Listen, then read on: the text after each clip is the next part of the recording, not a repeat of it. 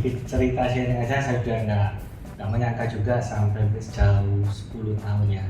Sejak awal Thomas Homeschooling mulai berdiri menata ruangan, saya masih ingat pertama kali ketemu sama Pak Thomas. Oke, kenapa saya juga bisa bertahan sampai sejauh ini?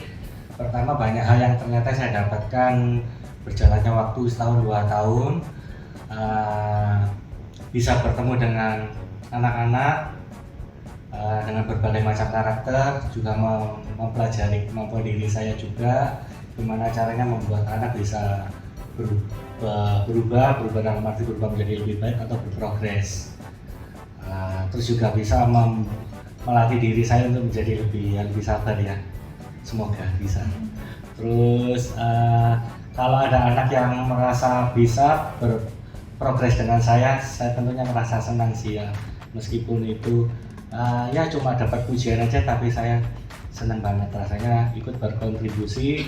Meskipun saya cuma sampai ngajar di SD aja, setidaknya kalau dia sudah sampai SMP lepas, ya sudah, sejauh yang saya bisa kasih di SD tersebut, terutama pelajaran matematika, ya udah, saya senang aja kalau saya dengar juga kalau ada siswa tersebut matematikanya bisa di SMP, ya saya ikut senang aja sih.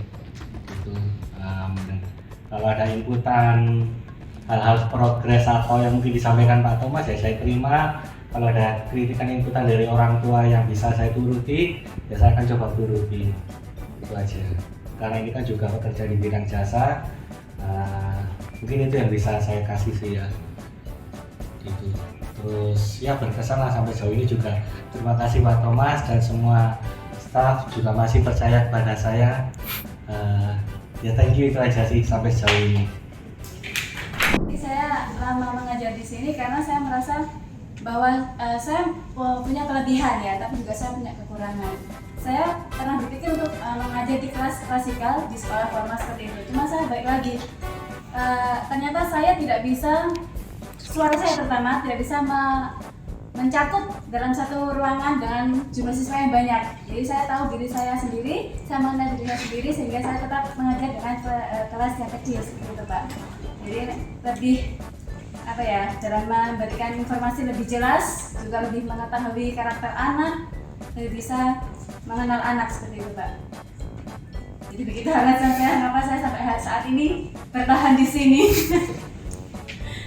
Saya selama 9 tahun di Thomas Homeschooling ini, kenapa sampai saya bisa bertahan mengajar di Thomas Homeschooling ini? Karena yang pertama, saya bisa mengenal karakter siswa, masing-masing siswa di Pak Thomas. Jadi dan juga ada tantangannya ketika ada siswa yang tadinya diem aja. Gimana caranya saya bisa merubah anak itu tadi paling enggak bisa tersenyum atau bisa ngomong meskipun masih terbata-bata istilahnya seperti itu. Selama 10 tahun lebih, yang membuat saya bertahan di sini itu betul memang orang tua itu komplain. Tapi tidak sedikit orang tua yang support saya yang tidak saya dapatkan di lembaga sebelumnya. Jadi banyak yang support saya, dan saya juga banyak belajar dari orang tua murid-murid di sini. Yang saya tangkap dari orang tua murid di homeschooling ini, pertama, mereka mengakui ya kalau anaknya punya kekurangan, mengakui, kemudian menjadi bekal untuk kedepannya. Nah itu ilmu bagi saya, karena saya juga punya keluarga, juga punya anak.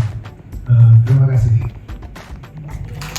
Kebetulan saya tidak ada masukan apapun, cuman saya ingin membagikan kesan-kesan saya selama kurang lebih 10 tahun di Thomas Homeschooling. Ya awal mula tuh berkesan sekali ya, itu gak pernah saya lupakan ya. Apalagi tahun demi tahun tuh banyak anak yang masuk, kemudian memiliki karakter yang berbeda-beda satu dengan yang lain. Kenapa saya bertahan di sini ya? Meskipun karakter anak itu berbeda-beda, tetapi saya itu merasa tertantang untuk mengenali karakter demi karakter anak-anak tersebut. karena di situ saya juga bisa belajar bagaimana cara mengenali, kemudian mentreatment anak tersebut.